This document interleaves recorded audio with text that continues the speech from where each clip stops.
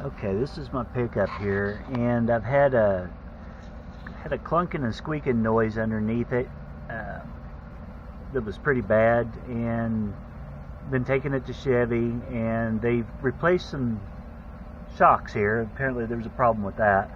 That took care of some of the squeaking when I'd rocked the side of the bed. But there's still this clunking noise up under here, and I took it in to have it worked on. And the very last time, it says, let's see, it says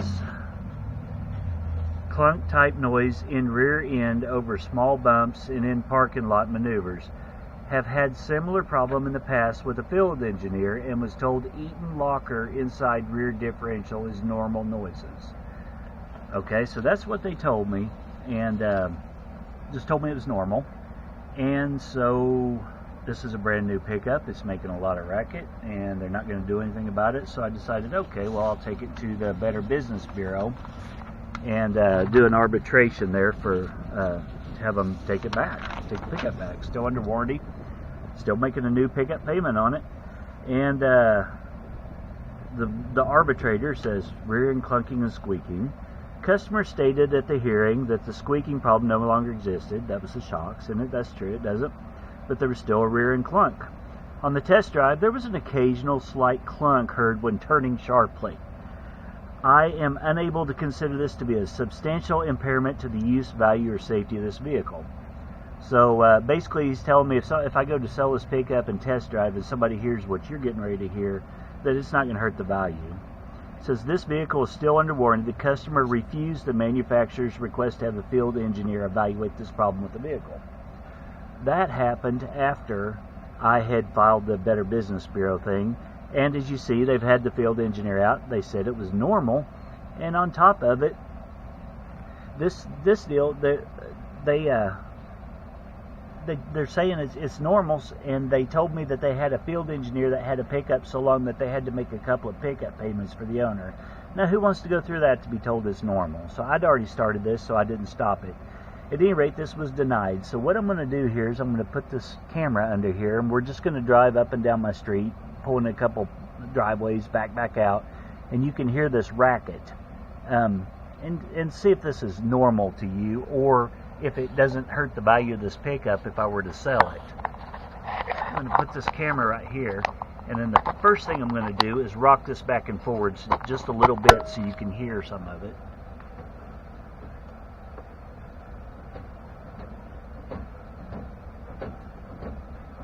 That sounds nice and normal, doesn't it? Okay, I'm going to get in here and we'll drive up and down the street, and then I'm going to move the camera to another position under there.